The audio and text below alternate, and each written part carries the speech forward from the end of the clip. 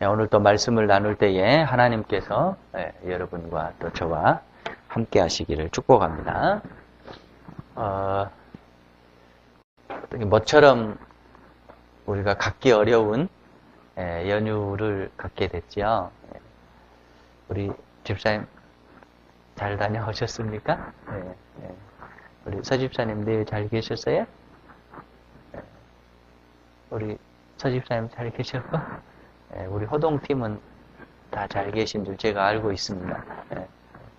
우리 저기 신집사님도 잘 계셨고, 우리가 뭐 연휴라고 해봐야 구정하고 추석 때 보통이잖아요. 그런데 그때는 이제 명절이 끼었으니까 우리가 또 의무적으로 해야 될 일이 있어서 각자의 이렇게 여유를 못 갖는데, 이번 연휴는 여러분들에게 모처럼 귀한 연휴가 됐으리라 생각되고, 저도 아주 푹 잘 쉬었습니다. 여러분 한번 생각해 봐요. 절대절명의 진리를 제가 가지고 있어요. 여러분이 생각해 보세요. 이것만 상대방에게 전해주면 상대방은 정말로 인생이 바뀌는 거예요. 근데 상대방이 잘 안 믿으려고 그래요. 자, 그런데 저는 증거를 하고 전달을 해줘야 돼요. 그러면 여러분들이 말로 전달을 해야 된다면 어떻게 해야 될까요? 전달해주고 싶어 죽겠어요. 근데 말로 전달을 해야 되면 어떻게 전달해야 될까요? 막 소리를 질러야 될까요? 아니면 어떻게 해야 될까요? 여러분 다 보셨죠? 무슨 목사님 한 분이 트로트 찬송가. 안 거 보셨죠? 보신 분 한번 손 들어보세요. 안 보신 분 계실까 봐. 장로님 못 보셨어요? 네, 봤죠? 네. 그 후렴구가 뭐예요? 아따 참말이요. 성경에 쓰였는데. 예. 그러니까 여러분이 정말로 이 사실만큼은 상대에게 아주 죽는 한이 있어도 가르쳐주고 싶어요. 전달해주고 싶어요. 그럴 때 우리가 말로 이것을 전달해야 되면 어떻게 해야 되겠느냐? 막 소리를 질러야 되겠느냐? 참 답답하겠죠? 계속 반복을 해야 되겠느냐? 그죠? 예. 그런데 이제, 그래도 말은 우리가 전달하기가 더 나아요. 글로 전달을 하게 되면 어떻게 되는 거예요? 글로. 정말로 이 사실을 알려주면 상대방이 살아나는 거예요. 죽는 자가 살아나는 거예요. 그런데 상대는 믿으려고 하지 않아요. 그런데 저는 글로밖에 써서 전달해 줄 수밖에 없어요. 그렇다라고 한다면 어떻게 글을 써야 될까요? 그냥 그 사실만 수백 번 써서 줘야 될까요? 아니면 어떻게 해야 될까요? 혈서라도, 그런 방법이 있네요. 혈서라도 써가지고요. 그런 방법이 있어요. 그러니까, 너무너무 안타깝잖아요, 지금.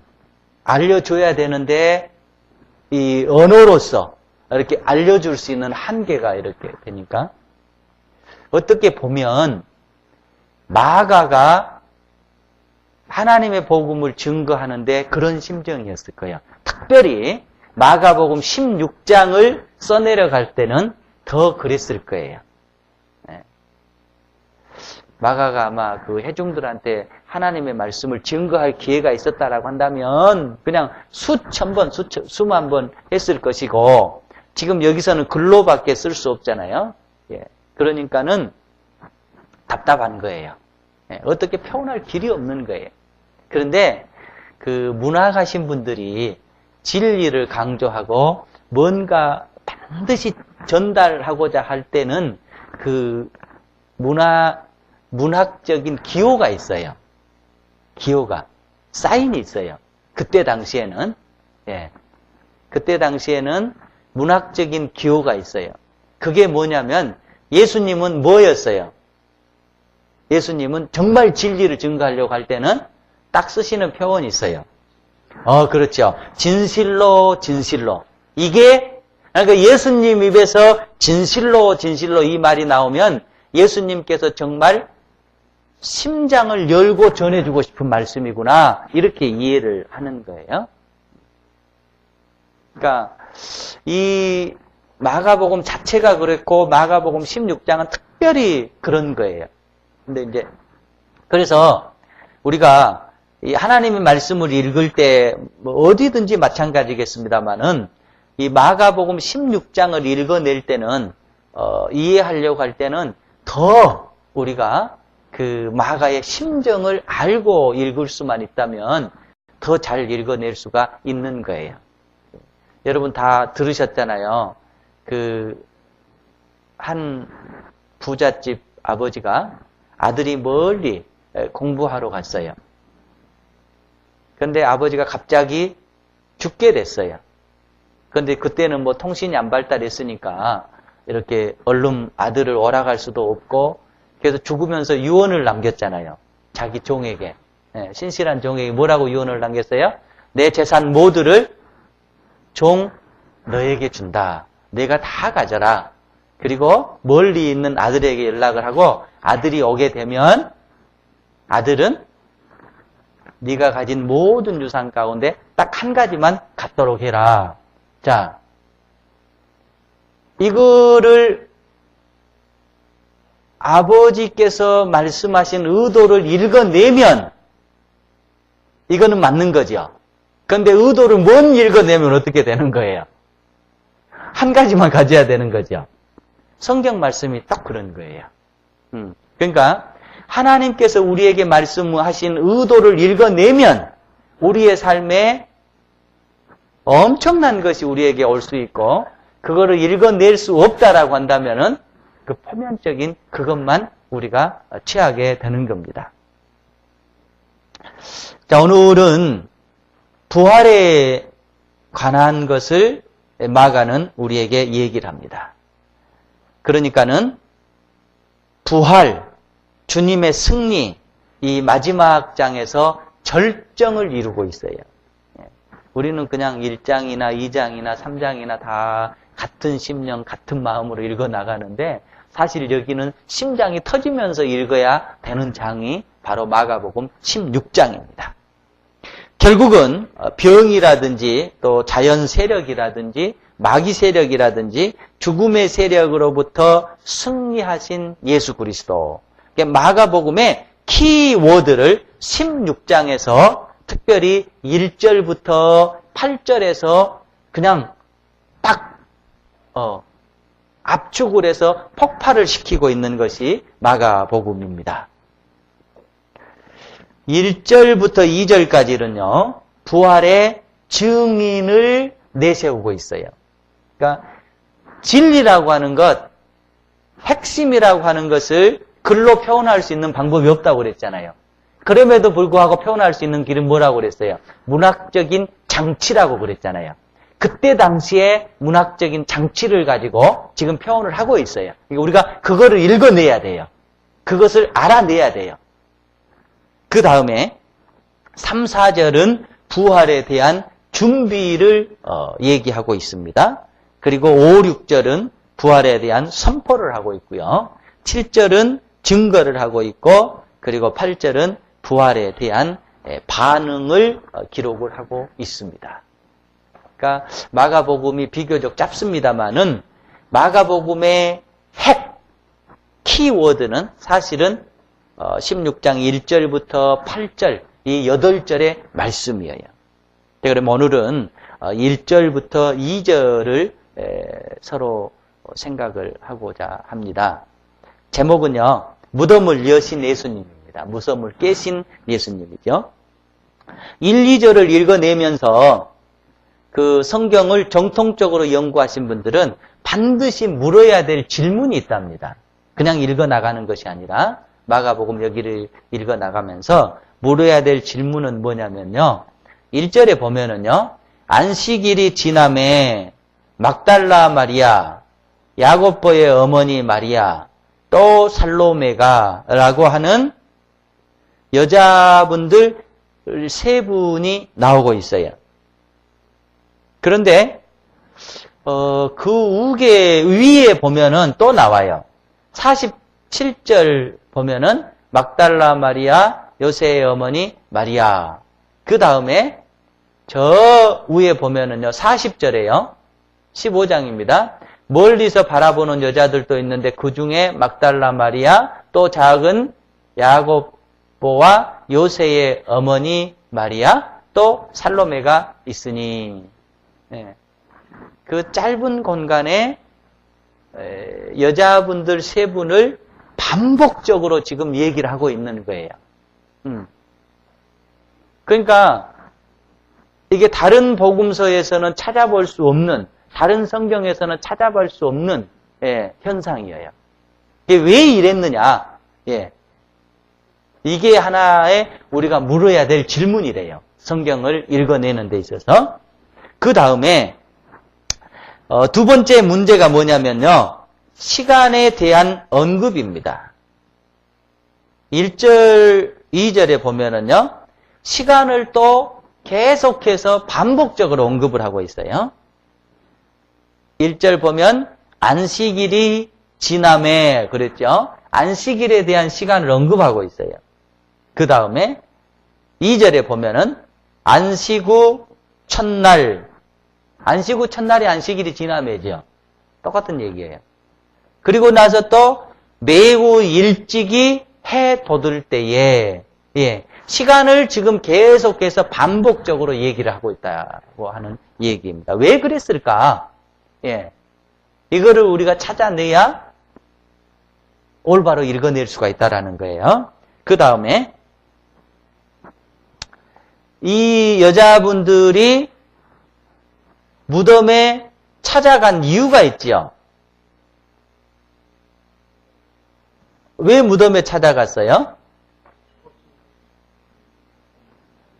죽었으니까 가셨죠? 갔죠? 근데 예수께 바르기 위해서 예수님의 몸에 향품을 바르기 위해서 지금 이걸 사가지고 간단 말이죠. 근데 이게 납득이 안 간다라는 거예요. 왜 납득이 안 가느냐?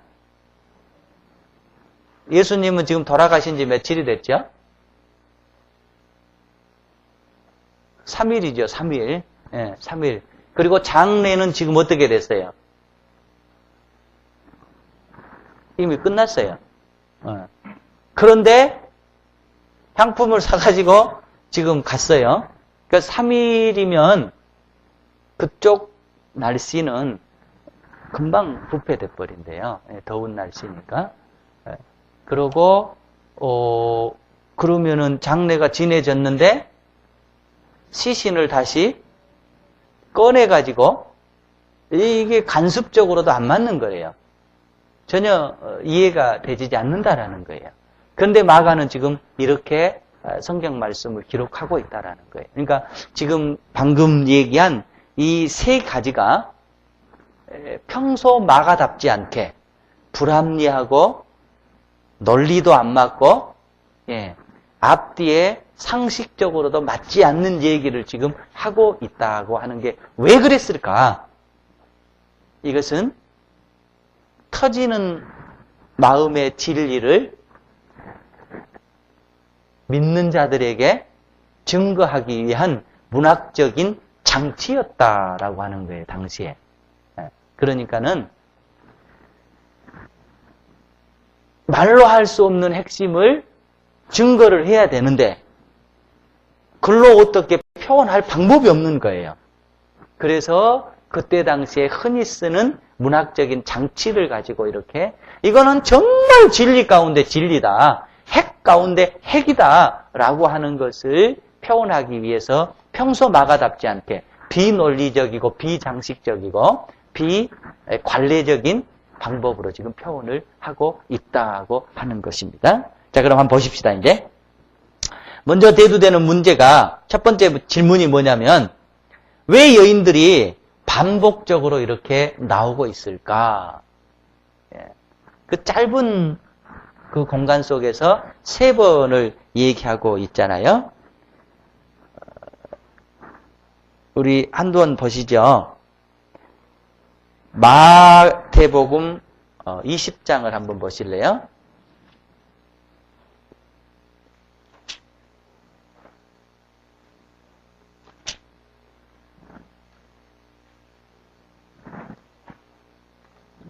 미안합니다. 요한복음 20장입니다.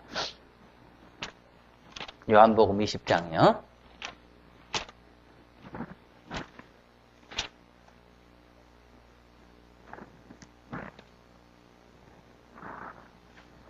우리 한번 읽어보실까요? 안식 후 첫날 일찍이 아직 어두울 때에 막달라 마리아가 무덤에 와서, 자, 여기에 보세요. 누구만 나오고 있어요?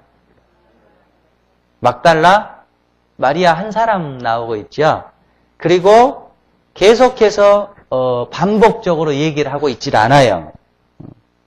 그리고요, 이제 한 군데 더 보십시다. 누가복음 한번 보십시다. 누가복음 24장입니다.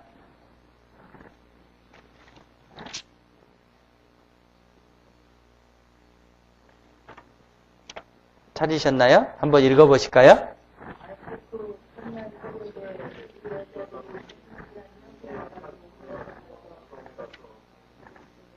이제 뭐라고 나오고 있어요? 예. 이름을 언급하고 있지 않죠? 그렇죠? 예. 그냥 여자들이라고 얘기를 해요. 그 다음에, 마태복음 한 군데 더 보십시다.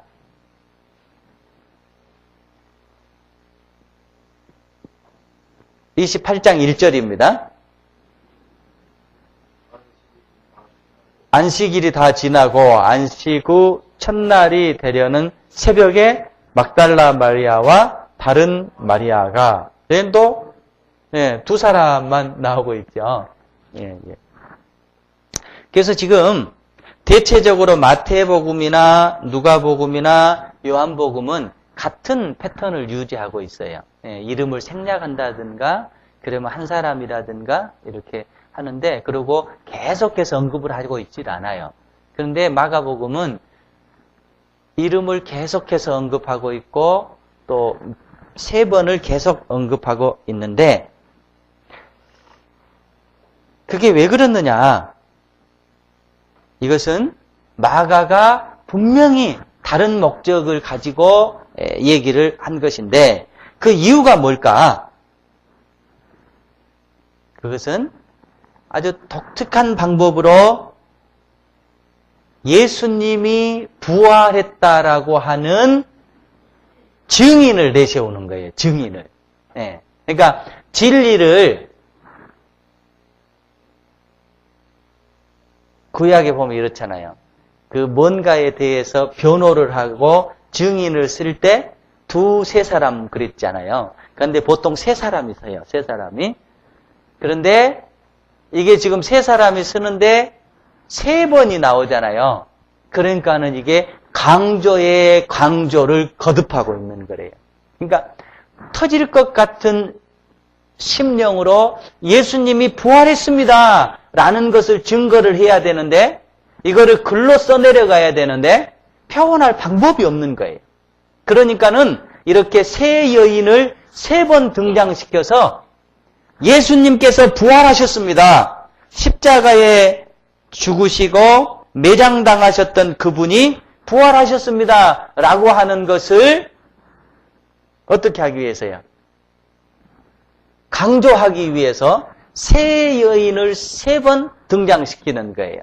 그러니까 이거는 뭐냐면은 예수님이 부활했습니다라는 것을 아주 강조하기 위한 마가의 심령인 겁니다. 그때 당시에 예수님이 부활했다라고 하는 것을 가장 먼저 증거해야 될 사람들이 누구였을까요? 예수님의 제자들이었잖아요. 그런데 제자들은 다 없어져 버렸어요. 도망가 버렸어요. 예. 그런데 제자들 뒤에서 멀리 예수님을 따랐던 여인들이 있었단 말이에요. 그 여인들을 통해서 예수님께서 부활했습니다. 라는 것을 증거하기 위함이에요. 자, 그럼 오늘 우리가 이 본문을 읽어 나가면서 우리는 어떻게 해야 되겠느냐?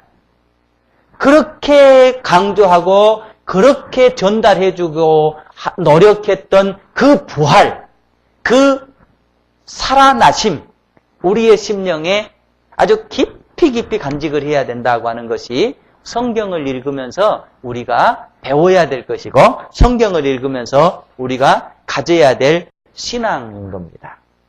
여러분, 우리가 늘 제가 말씀드리잖아요. 예수 믿고 육신이 잘 되고 복을 받고 이 땅에서 잘 살고 다 좋은 거예요.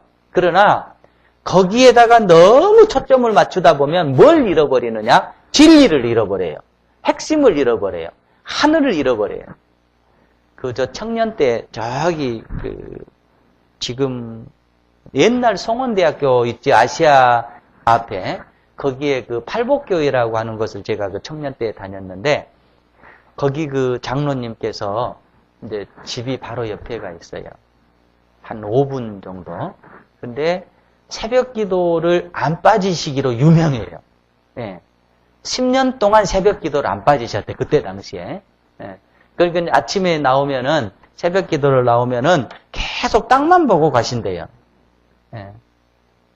그래가지고, 땅 보고 10년 동안 새벽 기도를 나오셔가지고, 뭘 이렇게 땅에서 주었냐면, 배추 2포기 주었대요. 예. 그러니까 이런 얘기를 하시는 거예요.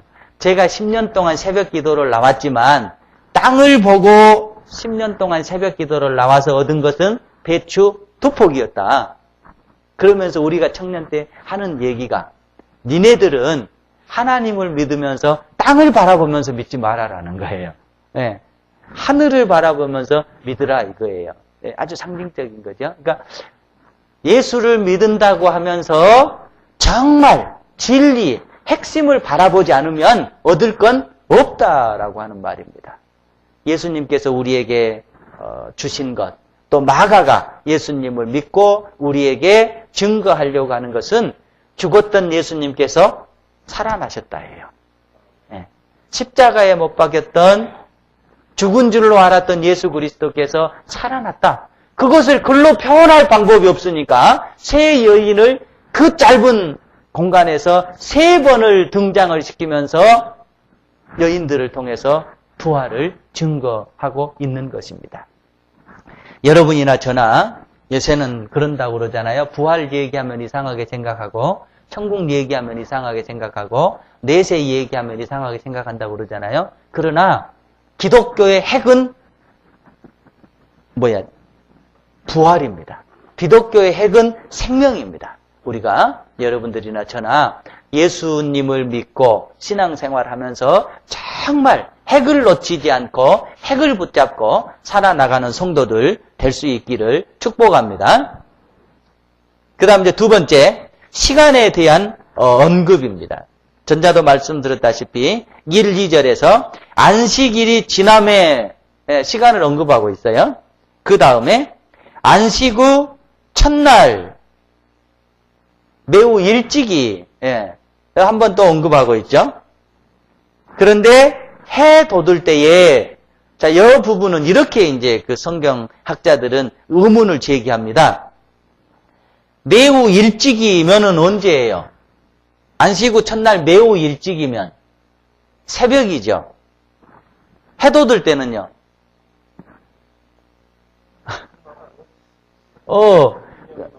같은 말이 아닌 거예요. 예. 매우 새벽은 매우 일찍이는 정말 이른 새벽을 얘기하고 있는 거고요. 해 돋을 때는 우리 일출 시간이 있잖아요. 일출하고 새벽하고는 분명히 틀리잖아요. 예. 왜 이렇게 했느냐? 예. 그래서 어떤 학자가 이렇게 얘기를 했어요. 이 여인네들이 출발할 때는 새벽에 출발했다 이거예요. 무덤을 향해서. 그러나 무덤에 도착했을 때는 시간이 경과해서 해가 돋았다. 예. 이렇게 얘기를 해요. 그런데 그게 아니라는 거예요. 예루살렘에서 무덤까지는 새벽에 출발해서 해 돋는 때 도착할 수 있는 그런 거리가 아니래요. 금방 가버릴 수 있는 거리인 거예요. 금방 가버릴 수 있는. 그러니까 안식일에 걸어갈 수 있는 거리가 있었죠. 옛날에. 우리나라에도 그랬어요. 초창기에 보면은 걸을 수 있는 거리가 있었단 말이에요. 그러니까 새벽에 출발해서 무덤에 도착해서 해가 떴다. 그런 거리를 얘기하고 있는 것이 아니라는 거예요. 물리적인 시간을 언급하는 것이 아니라 마가는 여기에서 또 하나의 진리를 가르쳐 주고 있다고 하는 겁니다. 그거는 뭐냐면 예수님께서 돌아가실 때 온 땅에 어두움이 임했죠. 어두움이 임했죠. 우리는 이거에 정말로 무슨 일식이나 월식 해가지고 어두움, 낮이 어두움이 됐다라고 이해하기도 하는데요. 그런 의미라기보다는 예수님이 죽을 때 어떻게 됐느냐? 예수님이 매장될 때 어떻게 됐느냐? 죽음의 세력이 지배하는 시간이래요, 그게. 예수님이 십자가에 못 박혀 돌아가실 때, 물론 해가 빛을 잃어서 일시적으로 어둡게도 됐겠지만, 그런 의미라기보다는 지금 이 시간은 죽음이 득세하는 시간, 죽음이 활동하는 시간, 죽음이 지배하는 시간이라고 하는 것을 강조하기 위해서 온 빛을 잃었다. 그런데 이제 지금 이 시간은 어떻게 되는 거예요? 해가 돋았단 말이죠. 근데 이건 반대가 되는 거예요. 하나님의 아들이 형벌을 당할 때, 십자가에 못 박힐 때, 땅속에 매장될 때는 어떤 시간이냐? 어두움의 세력이 득세하는 시간이고, 주님이 부활하실 때 정반대의 현상이 벌어져서 어두움의 세력이 물러나고 빛의 세력이 지배하는 시간이 됐다라고 하는 것을 마가는 강조하기 위해서 해 돋을 때라고 얘기를 하는 거예요. 이게 지금 마가가 우리에게 전달해 주려고 하는 겁니다. 그래, 이 장 더 이상은 죽음의 세력이 어두움의 세력이 지배하지를 못하고 찬란한 빛의 세력이, 찬란한 부활의 세력이 지배하는 시간이 도래했다라고 하는 것을 강조하기 위해서 이렇게 마가는 글을 써 내려가고 있다라고 하는 겁니다. 그러니까 결국 십자가의 매장, 어두움은 다 부활의 찬란함을 위한 전주곡이라고 하는 겁니다. 이게 우리에게는 무슨 의미가 있을까요? 여러분이 예수님 믿기 전, 믿은 후, 예수님 만나기 전, 예수님 만나는 후, 부활이 믿어지기 전, 부활이 믿어지기 후 나눠놓고 보면 전자는 다 뭐냐면 내 인생에 어두움이 지배하는 시절입니다. 그럼 이제는 뭐냐? 빛의 세력이 우리를 지배하는 시대입니다. 그러니까 여러분과 저는 빛 속에서 사는 거고요. 빛의 자녀로 살아가는 것입니다. 여러분, 우리가 참 때로는 힘들고 때로는 어렵고 그러잖아요. 그러나 분명한 건 환경이 어렵다고 해서 어려움 속에 사는 게 아닙니다. 환경이 힘들다고 해서 또 힘듦 속에 사는 게 아닙니다. 우리 속에는 뭐가 있느냐? 모든 환경을 극복할 수 있는 자연을 극복하고 악령을 극복하고 죽음을 극복한 예수님의 능력이 바로 여러분 속에 있고 제 속에 있는 것입니다. 죽음을 이기고 죽음을 벗어나서 빛의 세력으로 생명의 세력으로 나오셨던 예수 그리스도를 여러분이 믿고 제가 믿고 있습니다. 때문에 여러분 더 이상 내 인생에 어두움은 없다라고 선포하시기 바랍니다. 내 삶은 어찌하든지 하나님의 생명을 가지고 하나님의 능력을 가지고 하나님의 부활을 가지고 살아가는 겁니다. 마가는 지금 그거를 우리에게 가르쳐주고 싶어서 이렇게 나오고 있는 것입니다. 여러분이 빛 가운데 살아가고 있습니다. 여러분이 생명 가운데 살아가고 있습니다. 제가 빛 가운데 살아가고 있고 제가 생명 가운데 살아가고 있습니다. 이 생명 여러분의 삶에 능력 될 수 있기를 축복합니다. 이제 마지막 세 번째는요. 여인들이 무덤에 찾아간 목적이 아까 뭐라고 그랬죠? 예, 시신의 향품을 바르기 위해서. 마태복음은요, 요한복음은 그냥 향품을 바르기 위해서가 아니라 무덤에 가보기 위해서 이렇게 나와 있어요. 이거는 맞는 말이잖아요. 무덤에 가볼 수 있는 것은 상식적으로 맞는 것이죠. 그리고 누가복음은요, 향품을 준비하기는 했는데 그것을 바르기 위해서 갔다라고 하는 언급이 없어요. 예. 그러니까 그것도 그런 대로 괜찮아요. 근데 정말로 납득하기 어렵게 마가는 이렇게 얘기합니다. 예수님은 마태복음에 보면 새 마포에 싸서 매장됐다고 그랬어요. 그리고 3일이 지났습니다. 그리고 입구는 큰 돌로 막아놨습니다. 그러니까 기후로 보나 당시의 풍습으로 보나 장례가 치러지고 3일 후에 그 시신에 향품을 바르러 가는 것은 전례가 없는 일이라는 거예요. 관습적으로, 풍습적으로 허용될 수 없는 일이라고 하는 거예요. 왜 이렇게 됐느냐? 이것은요, 사랑의 불합리성이랍니다. 사랑의 불합리성. 그러니까 우리가 그러잖아요. 누군가를 사랑하면 거기에는 합리가 안 될 때가 있잖아요. 합리적으로 행동을 못 해버릴 때가 있잖아요. 그러니까 이게 안 맞는 얘기예요. 그런데 이 믿는 사람들이 예수님을 그만큼 사랑했다라고 하는 것을 표현하기 위함이고, 하나는 그래서 그들이 합리적으로 맞지 않는 얘기지만 지금 가는 거예요. 예. 사랑하지 않는 사람들은 저거 바보들 아니야? 그죠? 예. 또 설령 간다고 한들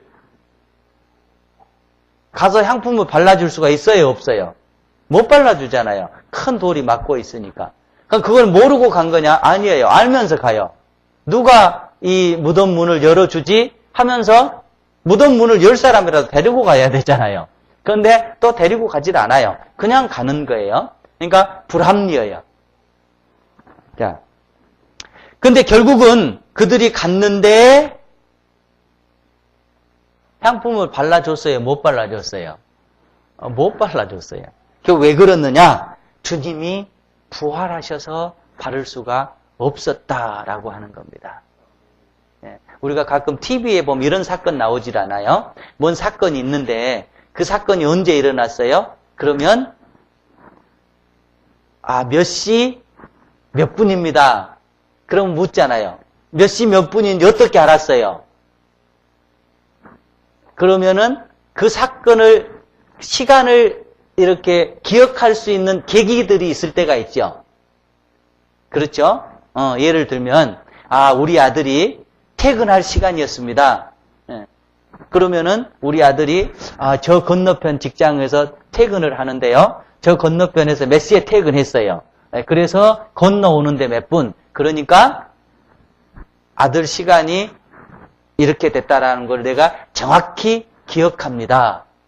라든지 아니면은 제가 무슨 알람을 늘 맞춰놓는 시간인데 알람 시간에 그 사건이 일어났을 때 알람이 딱 울었습니다. 라든지 그러면은 우리가 납득을 하잖아요. 그럴 수밖에 없었다. 이거예요.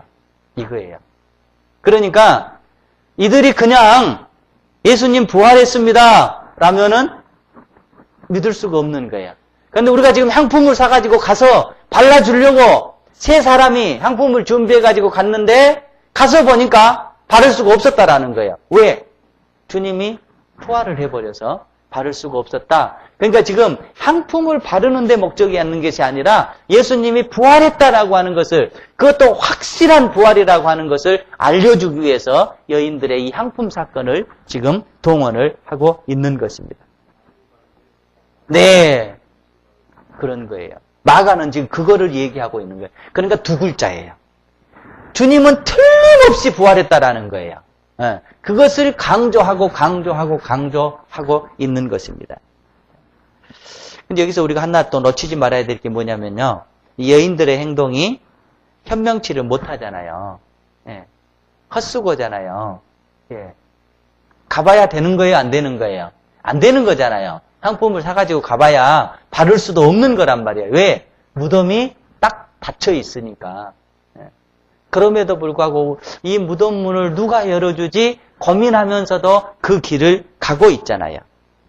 신앙이라고 하는 것은 그런 거라는 겁니다. 예. 내가 할 몫만 뭐 하면 되는 거예요? 감당하면 되는 거예요. 내가 할 수 있는 몫만 감당하면 되는 거예요. 그러니까 내가 할 수 있는 거는 뭐예요? 향품 준비해가지고 그냥 무덤으로 가는 거예요. 그 무덤이 안 열린다는 걸 알면서도 가는 거예요. 예. 그런데 그 무덤 문을 여는 것은 누가 감당하는 거예요? 예수님께서 감당하시는 거예요. 이게 지금 마가가 우리에게 강조하고 있는 것입니다. 그러니까 예수님은 부활했습니다. 부활했습니다. 예. 그리고 예수님을 사랑했던 사람들이 있었습니다. 그 사람들은 불합리함에도 불구하고 갔습니다. 예. 안 되는 줄 뻔히 알면서도 갔습니다. 그 안 되는 부분은 하나님께서 책임을 지셨습니다. 이걸 지금 우리에게 알려주고 있는 것입니다. 오늘 이 본문 말씀은 우리가 마가의 심장을 가지고 마가의 심령을 가지고 읽지 않으면 읽어낼 수 없는 본문입니다. 마가는 계속해서 부활했습니다. 이것을 강조하고 또 강조하고 있습니다. 여러분이나 저나 마가의 심령으로 부활이 여러분의 심령 가운데 들어오고 이 심령으로 주님 믿고 살아갈 수 있기를 축복합니다.